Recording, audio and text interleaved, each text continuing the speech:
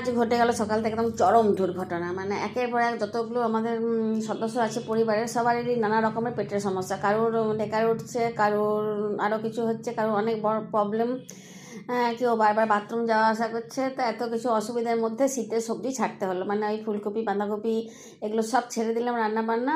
আর মাছ মাংস ডিমও করলাম না, আজকে করে নিলাম পেট খারাপের সবজি রান্না।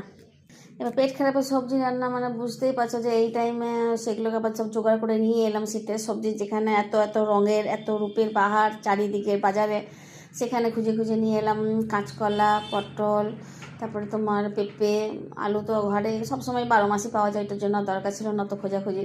তো সব খুঁজে টুজে নিয়ে এসে পরে তেলের মধ্যে সামান্য তোমার ওই পাঁচফোড়ন দিয়ে, মানে একটা শুকনো লঙ্কাও আজকে ঝাল দিইনি, শুকনো লঙ্কা ঝালও ছিল না, পাঁচফোড়ন দিয়ে আর খুব সাধারণভাবে সবজিগুলো সব দিয়ে একটু ভেজে নেড়ে চেড়ে, আর ওপর থেকে তোমার সামান্য নুন, ধনে জিরে গুঁড়ো আর হলুদ দিয়ে আবার একটু নেড়ে চেড়ে জল ঢেলে আর একদম কম আঁচে বসিয়ে দিয়েছিলাম যে আস্তে আস্তে মানে ফুটতে থাকুক। কিন্তু এবারে কি হয়েছে, এত কাজের প্রেশার ছিল যে মা বুঝতেই পারেনি যে পটলটা একদম ব্যাগের তলায় চলে গেছে। তাই পটলটা দিতে ভুলে গেছিলাম, কিন্তু পটল তো দিতেই হবে। আর এমনিতেও আমরা পটল ভাতে খাই, তাই আমি ভাবলাম যে না ভাজা হোক গা, আর না যা হবে হবে।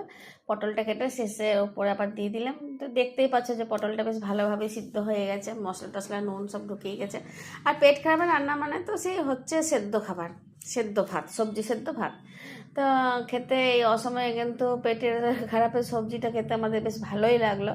তো সারাদিন ধরে না খেয়েছিলাম, ওআরএসের জল টল খেয়ে দিয়ে এই শেষবেলা একটু ভাত আর এই গরম গরম সবজি দিয়ে ঝোল, দুর্দান্ত খেতে লাগলো। আর কি বলবো তোমাদেরকে এই রান্নাটা করতে, তাও বলবো যে পেটের যদি রোগ হয় বা পেটের কোনো সমস্যা হয়, তাহলে এর থেকে বড় রান্না আর কিছুই হয় না।